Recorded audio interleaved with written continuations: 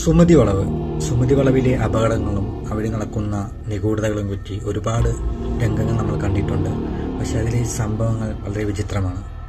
തിരുവനന്തപുരം പാലോടിനകത്ത് മൈലമ്പുറം എന്ന ഗ്രാമപ്രദേശത്തിലൂടെ പോകുമ്പോൾ അവിടെയുള്ള ഒരു വനാതിർത്തിയിൽ കാണുന്ന ഒരു സ്ഥലമാണ് ഈ സുമതി വളവ്. ാണ് ഈ കഥയിലെ നായിക പിറവിയെടുക്കുന്നത്. കാര്യാറ്റത്ത് എന്ന ഈ ഗ്രാമപ്രദേശത്ത് 22 വയസ്സുള്ള സുമതി വളർന്നതും ജീവിച്ചതും ഈ ഏരിയയിലാണ്. നിർധനരായിരുന്ന ഈ സുമതിയുടെ കുടുംബം അവരുടെ ദൈനംദിന ജീവിതം മുന്നോട്ട് പോകാൻ ബുദ്ധിമുട്ടുള്ളതായ സ്ഥിതി വന്നപ്പോൾ ഈ അടുത്തുള്ള ഒരു ജന്മിയുടെ വീട്ടിൽ, അത് താണുപിള്ള എന്ന ഈ ജന്മിയുടെ വീട്ടിൽ ഒരു ജോലിക്കാരിയായിട്ടാണ് ഈ സുമതി അങ്ങോട്ട് പോകുന്നത്. ജീവിതത്തിൽ പല പ്രതീക്ഷകളും വെച്ചിട്ടാണ് ആ വീട്ടിലേക്ക് കയറി ചെല്ലുന്നത്. ഈ ജോലിക്കിടയ്ക്കും തനിക്ക് കിട്ടുന്ന കുറഞ്ഞ സമയങ്ങൾ അവൾ പഠിക്കാനുള്ള സമയം കണ്ടെത്തി. അതിനിടയിൽ താണുപിള്ളയുടെ മകൻ രത്നാകരനുമായി സുമതിക്ക് ഒരു പ്രണയം മുട്ടിട്ടു.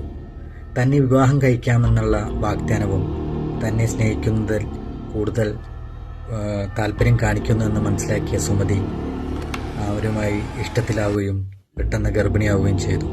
എന്നാൽ അവിടെ നിന്നാണ് കാര്യങ്ങളുടെ ഗതികൾ മാറിക്കൊണ്ടിരിക്കുന്നത്. താൻ ഗർഭിണിയാണെന്ന വിവരം രത്നാകരൻ അറിയുകയും അത് സുമതി അറിയിച്ചതിന്റെ ഫലമായി തനിക്ക് പെട്ടെന്ന് കല്യാണം കഴിക്കണം എന്നുള്ള ആഗ്രഹം അവൾ പറഞ്ഞു. അവിടെ നിന്നാണ് കാര്യങ്ങൾ ഗതി വിട്ടുമാറുന്നത്. ഒരു സാധാരണ വേലക്കാരിയായിരുന്ന സുമതിയെ രത്നാകരൻ അത് ഉൾക്കൊള്ളാൻ കഴിയുന്നതിലും അപ്പുറമായിരുന്നു. എന്നാൽ സുമതി ഇത് നാട്ടിൽ കുറച്ചുപേരെ അറിയിക്കുമെന്ന് അദ്ദേഹത്തിന് ഉറപ്പായതിന് പിന്നിൽ ഇതുകൂട്ടിയ സ്വപ്നങ്ങൾ പൂവണിയുവാൻ കുറച്ചു നാളുകളേ ഉള്ളൂ എന്ന ചിന്ത അവളിൽ വളരെ സന്തോഷം മുട്ടിട്ടു. എന്നാൽ ആ മോഹങ്ങൾക്ക് വളരെ അല്പായുസ് മാത്രമായിരുന്നു. സമയം അത്രയും രത്നാകരൻ സുമതി എങ്ങനെയെങ്കിലും വകവരുത്തുവാനുള്ള പ്ലാനിങ്ങുമായി മുന്നോട്ട് പോയിക്കൊണ്ടിരിക്കുകയായിരുന്നു.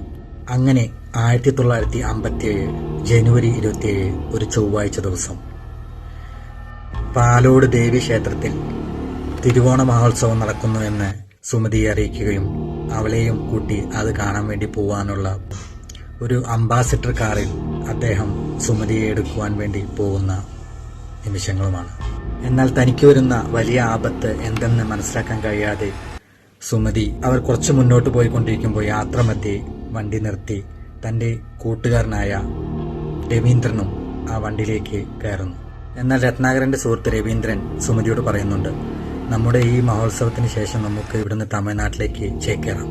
ആ മുന്നോട്ട് പോകുന്നതിനിടയ്ക്ക് സുമതിക്ക് അവർ എന്തോ സംസാരിക്കുന്നതിൽ എന്തോ സംശയാസ്പദമായിട്ട് തോന്നിയതിന്റെ ഫലമായി ഈ രവീന്ദ്രനോടും ചോദിക്കുന്നുണ്ട്, ഇതെങ്ങോട്ടാ പോകുന്നത്, നിങ്ങൾ എങ്ങോട്ടായി കൊണ്ടുപോകുന്നതെന്ന്. പോകാനുള്ള സ്ഥലം ഏറ്റവും അടുത്ത് ഈ ഇടവഴിയിലൂടെയാണ്, പെട്ടെന്ന് എത്തിച്ചേരാനുള്ള ഒരു കുറുക്കുവഴിയാണ് ഇതെന്നാണ് അവളെ ബോധിപ്പിച്ചത്. പക്ഷേ ഇടതൂർന്ന കാടുകളിലൂടെ വിജനമായ ആ രാത്രി അവരുടെ യാത്ര ചെന്നെത്തിയത് കൊടുങ്കാട്ടിലല്ല. കൊടുങ്കാടെന്ന് അവർ വിചാരിച്ച് ചെന്നത് എസ് എന്ന വളവുള്ള ഈ സുമതി വളവിലാണ്.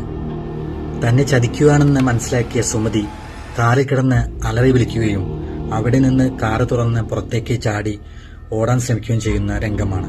പക്ഷേ ഈ വിജനമായ സ്ഥലത്ത്, അതും ഈ പാതിരാത്രിയിൽ, ആരാണ് അവളുടെ ശബ്ദം കേൾക്കുവാൻ? ആരാണ് അവൾക്ക് തുണയായി വരുവാൻ? ആരുമില്ല. നിമിഷ നേരം കൊണ്ട് രവീന്ദ്രനും രത്നാകരനും അവളെ അടിച്ചു വീഴ്ത്തി താൻ കരുതി വെച്ച ആയുധവും എടുത്ത് അവളുടെ അടുത്തേക്ക് പോകുന്നു.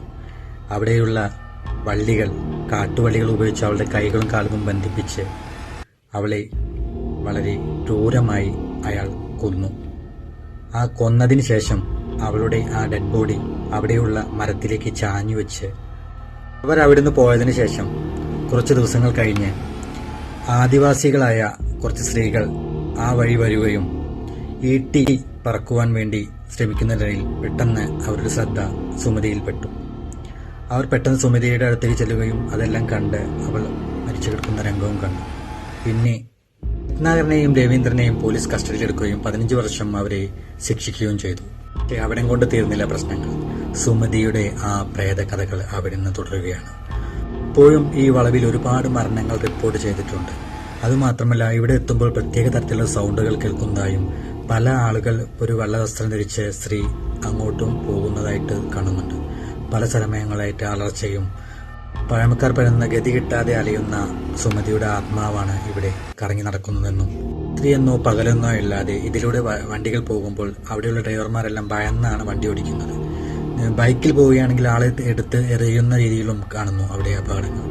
ഇപ്പോൾ തന്നെ കഴിഞ്ഞ ദിവസം റിപ്പോർട്ട് ചെയ്ത പോലെ 200-ൽ പരം അപകടങ്ങളാണ് ഇപ്പോൾ അവിടെ അടുത്ത് റിപ്പോർട്ട് ചെയ്തത്. പറഞ്ഞ സാമൂഹ്യ വിരുദ്ധർ അവിടെ എത്തുന്നത് ഒഴിവാക്കുവാൻ വേണ്ടി അവിടെയുള്ള അസന്മാർഗിക പ്രവർത്തികൾ നടത്തുന്നതിന് വേണ്ടിയിട്ടുള്ള ഒളിമറയാണെന്നും പറയുന്നുണ്ട്. എന്തുകൊണ്ടാണ് വണ്ടികൾ അവിടെ എത്തുമ്പോൾ വണ്ടി ഓഫായി പോകുന്നത്? അതുമാത്രം ചുരുളായി നിൽക്കും.